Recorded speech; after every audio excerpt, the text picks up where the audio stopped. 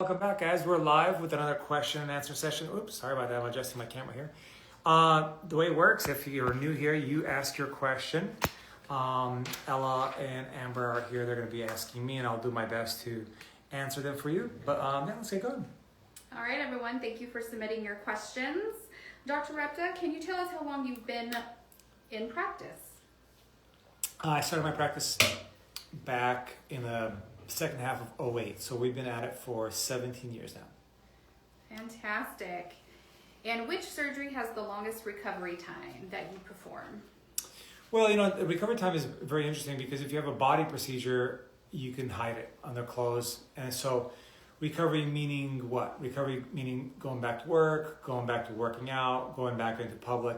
So if you have a facial procedure, obviously sometimes it takes you a little bit longer for to be a little bit more presentable because everything has to be, healed up to a certain extent to go out to public. Usually we recommend at least 2 weeks for most body contouring procedures, kind of a bare bones minimum. And the reason for that is I do quite a bit more during my body contouring procedures like tummy tucks, plus size tummy tuck, than the traditional quote unquote standard tummy tuck procedure. And because I do more, the body needs more time to heal.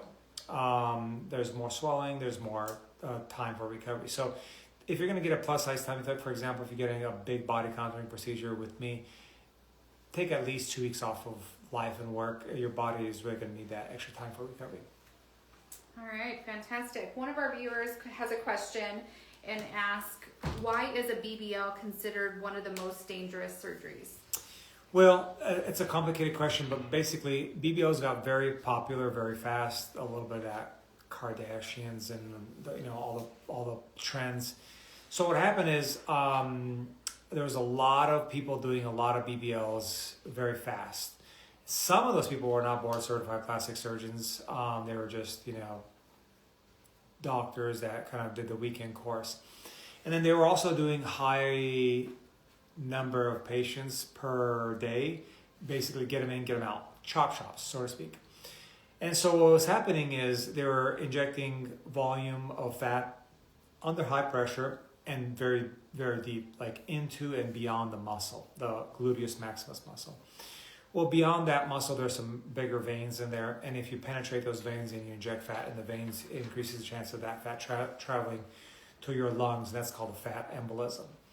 Fat embolism can be potentially lethal. So as you can imagine, maybe hundreds of patients a day were getting BBLs throughout the country, and a lot of these quote unquote chop shops, 10, 15 BBLs per day, they're just get them in, get them out. Minimal knowledge of how to do it safely, and therefore it resulted in high complication rates, 1 in 3,000 or something like that, fatality rate. I've been doing it for 17 years. I haven't had one single complications of a BBL, meaning I haven't had any a fat embolism, we haven't had any blood clots, we haven't had any bleeding, infection, we haven't had any of that stuff. The most common quote-unquote complication that I've had with the BBL is just I haven't been able to make it as big as the patient wanted it, and that's usually a result of either not having enough fat or not having enough stretchiness to the buttock tissue. But the question is, why does the BBL have a high complication rate of in terms of significant complication rate of fatalities? And that's the reason, the part of a lot of unqualified or underqualified people doing surgeries very fast, a little bit of get them in, get them out, and then not truly understanding the mechanics of putting fat into and through the muscle. Perfect. Do you have a BMI restriction? Nope, I do not have a BMI or weight restriction, and the reason behind that is the BMI is just a number made of two other numbers, right? Your height and your weight. That doesn't really tell me whether you're healthy or not. So you can have a low BMI and you can be unhealthy. You can have a high BMI and be healthy enough to undergo surgery safely. So I don't have a BMI restriction or a weight restriction. My way of doing things is if I can do surgery safely and I can get a great result, then why not? If I gain weight after having a plus size tummy tuck, how will that affect my result? Well, we've taken out a lot of fat from the waist area with the plus size tummy tuck. So if you gain weight, you're probably not going to gain most of that weight in the waist area. You're probably going to gain it in other parts of your body, buttock, thighs, arms, things of that nature. So I don't think it's going to really make a negative impact on your tummy. Now, if you gain a lot of the weight as intra-abdominal fat, your tummy is going to get rounder because the fat's underneath the muscles. You're basically pushing the muscle out. Quite frankly, we've not really experienced that. Most of our patients lose weight after a plus-size tummy tuck. And you can lose 25, 50, 75 pounds after a plus-size tummy tuck and still have the tummy tuck look great. We've had a couple of patients actually lose 100 pounds after the plus-size tummy tuck, and their tummy tucks still look great.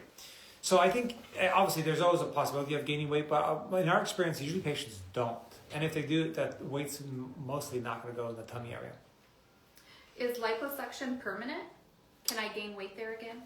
Well, the answer to that is yes for both. And the reason for that is when we gain weight, the fat cells increase in size. They don't multiply in number. And when we lose weight, our fat cells get smaller. They don't decrease in number.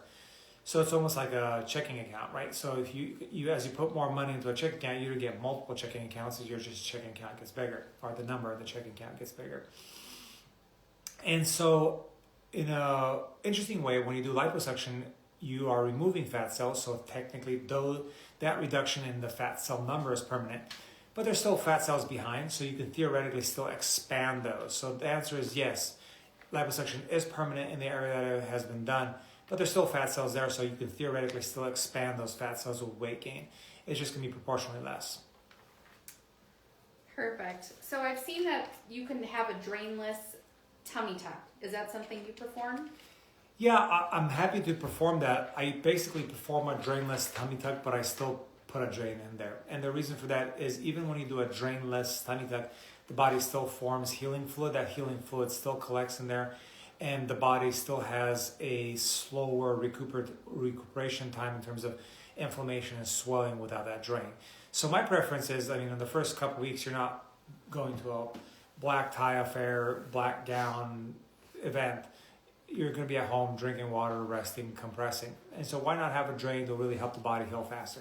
So I recommend doing a drainless tummy tuck, but with a drain. Okay, fantastic. And what do you do for your patients post-surgery to help with pain management? Well, we do a bunch of different things before, during, and after surgery. We do prescribe narcotics for patients after surgery. A big chunk of our patients end up not taking them. They can just manage it with ibuprofen and Tylenol because of all the things that we do before, during, and after surgery in terms of numbing medications and IV medications, and the way we do our surgeries, and then the compression garments and instructions that we provide. But we do prescribe narcotics if for some reason the ibuprofen and the Tylenol are not cutting it. Perfect. So some of our viewers want to know, do you speak Spanish, or do you have someone in the practice that speaks Spanish? Yeah, we do have staff in my office that speak Spanish. I do not speak Spanish. I speak Romanian, and I can butcher a little Italian or a little French, but mostly just English and Romanian. Perfect. So do you perform surgeries on patients from other states or out of the country? Yeah, currently about 50-60% of our patients are out of state or out of the country. A lot of patients from the West Coast, obviously California, Oregon, and Washington, but all throughout the country. We have had patients from Abu Dhabi and Dubai and New Zealand and England and Ireland, Australia, South America. So most of our patients are not from Arizona. And the reason that I'm kind of harping on that point is that our protocols for taking care of patients out of state or out of the country has been polished pretty well over the last 17 years. What to do, how to do your consultation, your pre-op, post-surgical follow-ups, all that good stuff. Perfect. Can you tell us what can make a patient not be able to have surgery, like their labs or those types of things? What would eliminate a patient from having a plus-size tummy tuck? Well, remember, I don't have a BMI restriction or I don't have a weight restriction. So my goals for any surgery is, can I do this surgery safely? And can I get a great result? Because if I can do those two things, then we're going for it. So if I can't get a great result, then why are we doing the surgery, right? And if we can't do it so safely, then we shouldn't. So from the safety standpoint, there might be uncontrolled medical problems that pop in. Like, let's say a patient says, well, I've had a history of hypertension, high blood pressure, but it's pretty well controlled. Well, then when we check the blood pressure or when we get, basically their, doctor kind of taking a look at them, their blood pressure is sky high all the time, then obviously that's uncontrolled. So we don't want to proceed with surgery with an uncontrolled medical problem. A controlled medical problem is fine. So hypertension that's controlled, diabetes that's controlled, asthma that's controlled, all those things are fine because they're controlled. If they're not controlled, the next question is why not? And they should be controlled prior because those are actively doing damage to the body even if we don't do surgery. So obviously safety, we want to proceed with maximum safety. And then there are some patients who they're able to have surgery safely, but the results are not going to be great because they have certain things that, let's say, they have a lot of intra-abdominal fat. Let's say like 99% of the contour of their abdomen is intra-abdominal fat that's underneath the muscles, so I can't get access to it. Well, if I can't get access to it, if I can't treat the intra-abdominal fat, then we're not really going to do much with the tummy tuck, so then we're basically spending money and not really getting a great result. I don't want that, and obviously the patient won't want that either. So it's my responsibility to really educate the patient, like, hey, we can do surgery and we can do so safely, but the results are not going to be super great. So let's work on that intra-abdominal fat as an example. All right. Can you explain to us what a body lift entails? Well, there's two common types of body lifts. There's an upper body lift and there's a lower body lift. And they vary with the kind of procedures that are involved in it. But in general, an upper body lift is like the bra line back lift procedure, which is an incision across the back. It lifts everything into the upper part of the body because that skin has dropped down. So an upper body lift is like a bra line back lift. That's kind of the traditional way of describing upper body lift. I published that procedure in 2008 with a gentleman by the name of Joe Hunstead. He has since retired, but that was published back in 2008. We do a ton of them. We're doing one tomorrow, for example. A lower body lift is usually something that deals with the buttock area. So it's like an excisional buttock lift where you lift the buttock area up. That's usually done in conjunction with a tummy tuck. The bra line back lift, sometimes it's done in conjunction with like a breast lift or a breast reduction. However, an upper body lift and a lower body lift can also vary quite a bit from surgeon to surgeon. So the most important part is just ask your surgeon, like, well, what do you mean by upper body lift? What do you mean by lower body lift? My biggest recommendation is when you go see your plastic surgeon, whether it be me or someone else, just say, this is what bothers me. This is the area that bothers me, and I don't like how it looks. Then regardless of what term we add to it, we know we're going to fix that part, right? So if you have rolls in and around the bra area, we know we're going to do an upper body lift with a bra line back lift, and we're going to correct that. Do you only do overweight patients? No, I would say about, obviously when my practice first started out, none of my patients were overweight. And then I just slowly improved the protocol and procedures and really basically developed the plus size tummy tuck. And so our BMIs have steadily climbed from the 35-ish frame to now our highest BMI has been 88. And obviously we've done dozens and dozens in the 70s and even more in the 60s. But we still have a ton of patients that are quote unquote normal BMI.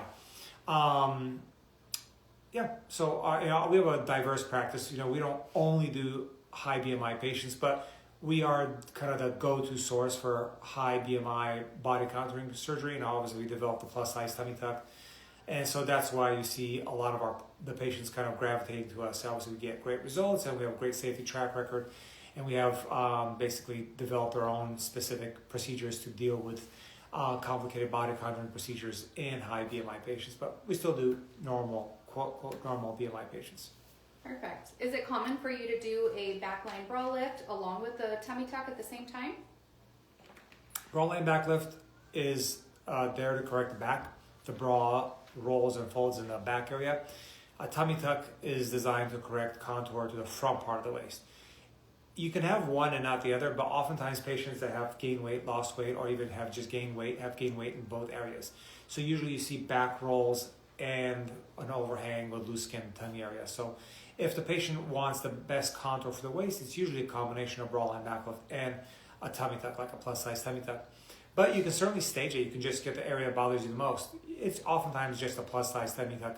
If patients are going to choose between one or the other only, they're usually proceed with the plus size tummy tuck first, then maybe they get a bra line back lift later on. Perfect. What would be some of the differences when you're operating on a male versus a female? Yeah, so the physiology is going to be fairly similar. The final contour result is going to be obviously different. Most men want a rectangular waist. Most women want an hourglass shape. That's going to be the main difference for the waist area of men versus women in terms of a tummy tuck. Obviously, the ribs and the pelvic architecture, the bones of the pelvic architecture are going to be different. Guys are going to be a little bit more vertical with their pelvic rims. Women are going to be a little bit more chalice type pelvic architecture. Perfect. Can you explain to us what a gynecomastia is?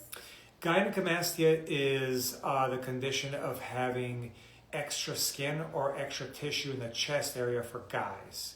So it's the guys that either have a bigger gland in the chest, more fat in the chest, or loose skin in the chest. That's generally called gynecomastia. And you can treat that by doing gynecomastia surgery. Now, of course, since there's kind of 3 different types of gynecomastia, there's going to be 3 different types of gynecomastia surgery. For people that have very fibrous glands, excess glands, you're going to want to sharply excise that gland through a small incision. For guys that have excess fat in the chest, gynecomastia, you can do liposuction. And for guys that have a lot of loose skin in the chest, like excess skin gynecomastia, you're going to have to start talking about doing some kind of a skin tightening procedure or a chest tightening procedure. Perfect. So for all of our out-of-state patients, how long do you require them to stay in Arizona for? My recommendation is stay here for about 2 weeks. That gives you enough time to get some of your energy back, gets you a chance to see myself and my staff as many times as possible before you leave. 2 weeks is a good time frame. More is better. A lot less is probably not recommended. A few days less is fine too. But the more you have, the more liposuction that I'm doing, the more excision that I'm doing, the more procedures that I'm doing, give some consideration about taking some time to be here. Because traveling, right after surgery is challenging. Traveling in general is challenging. It's just a lot of energy expenditure to be on an airplane or a car. So the longer you stay here, the more recuperated you are before you jump on the airplane or the car. Perfect. So when they go back home, how do you follow up with the patients when they're in their home state? Yeah, so obviously 50 or 60% of our patients are out of state or out of the country, so we do virtual follow-ups afterwards. It works great. Part of that is just because, we cross our T's and dot our I's during surgery with our protocols, and so we try to get people to heal as perfectly as possible right off the bat. And so the vast majority of our patients, sail through the healing process without any issue. Obviously, everyone has complications, and I do as well. Obviously, we try to limit the number of them and the severity of them. But the vast majority of the small complications that we've had could be managed just by the patient with our instructions with them through the virtual follow-up process. And of course, you can always fly back. And of course, if you're in an area where you're far away than us, I'll see if I have colleagues in and around the area that can kind of chime in. But luckily, the vast majority of patients heal perfectly fine. Perfect. So we have a question coming in. If a patient has loose skin on their inner thighs, can it be fixed with liposuction, or does it have to be the incision? Well, so loose skin is a problem not corrected by liposuction. Liposuction, just like the name implies, removes fat. Now, it's possible that as you reduce fat in an area where there appears to be loose skin, the skin can now retract some because there's no more volume there, or there's less volume there, or there's less weight on there. So there will be some retraction of the skin when you debulk it. Just like you let air out of a balloon, the balloon gets smaller, right? The balloon just doesn't stay the same size and be all loose. However, an older balloon will stay considerably more loose than a brand new balloon. So if the skin has a lot of stretch marks, it's been through a lot of weight fluctuations, skin damage from aging, environmental factors, it's not going to retract as much. So some consideration should be given to doing a thigh lift as opposed to liposuction. If the skin is in pretty good condition, there's not stretch marks, there hasn't been a lot of weight fluctuation, it has good, it appears to be in good health, then liposuction is a good first measure. There's a very good chance that it's going to retract sufficiently on its own. Perfect. And how long do you require your patients to wear post-operative garments? Well, it depends on each patient. Each patient has a different specific customized surgery, but wearing compression garment for about 6 weeks is probably a pretty good idea across the board. If you've had liposuction, if you've had a tummy tuck, if you've had big body contouring procedure. So usually a good 6 weeks is a good time frame. Longer if you've had big body contouring procedures like, if you've had plus size tummy tuck, big body, multiple body contouring procedures all at the same time. So 6 weeks for compression garments, longer for some. Perfect. So your viewers want to know, what is your highest BMI patient that you've operated on to date? Our highest BMI surgery today is 88, but quite frankly, we've done probably 20, 30 in the 70s, maybe 50s, 60, 70 in the 60s, and I mean hundreds below that. So even though our highest BMI is 88, really we've been in the high 70s regularly. Perfect. What is your favorite procedure and why? It varies. It all depends on, basically what I'm doing. So for example, for the body stuff, it's just great, significant changes, so the combination of bra line, back lift, plus size tummy tuck, love that procedure. Just the waist, it gives me the most control to get the waist as contoured as possible. I do like doing rhinoplasties because it's just incremental millimeter by millimeter change. That's kind of fun. And then sometimes I like fixing things that there aren't seemingly any solutions for. So I've kind of created my own congenital samastia surgery, and that's really worked great. I've done interesting little kind of cosmetic / reconstructive procedures where we utilize different parts of the body. Like I've had patients with big burns on their neck, and we've kind of reconstructed that with skin from the abdomen. We've reconstructed ears using rib cartilage from the ribs. So it varies. But from the body contouring standpoint, the plus size tummy tuck bra line back lift combination is pretty fun. Perfect. You just mentioned congenital samastia. What exactly is that? So samastia implies that the breasts don't really have a separation. They're kind of blended together. The joining of the breast, samastia. Congenital implies that you were born with it. So congenital samastia implies that you were born with your breast basically kind of fused together in the center without any kind of cleavage. That's different than samastia created by surgery. For example, like a surgeon places overtly large breast implants that over dissects the center, and they basically become they join in the center. The cleavage gets obliterated by the size of the implants. So congenital samastia, you're born with that lack of cleavage. And over the last maybe 10 years or so, I've kind of defined, created, and refined a congenital samastia surgery. It's really worked out well. Fantastic. All right, Dr. Repta, if you weren't a world-renowned surgeon, what would you be doing? Oh, that changes along the way. When you're young, you think of exciting things like, race car driver or something like that. Then later on, you think about other creative stuff. So it varies. I love the idea of creativity. So architecture, I like that. I think at this point, I'm 48 and I've been in practice for 17 years. And I think those dreams of doing something else, I obviously have kind of gone down, because obviously my main interest now is what I do now, plastic surgery. But I think architecture would have been interesting, but like a really kind of avant-garde architecture would have been fun. Perfect. And so how do your viewers get a consultation with you? Lots of different ways. So you can do our office number, 855-377-3782. You can just call us. Instagram, you can message us here. TikTok, you can message us here. We have 2 websites that you can message us through the virtual consultation button, drrepta.com, and then plussizetummytuck.com. All right, guys, till next time for another live Q&A with us. Stay tuned.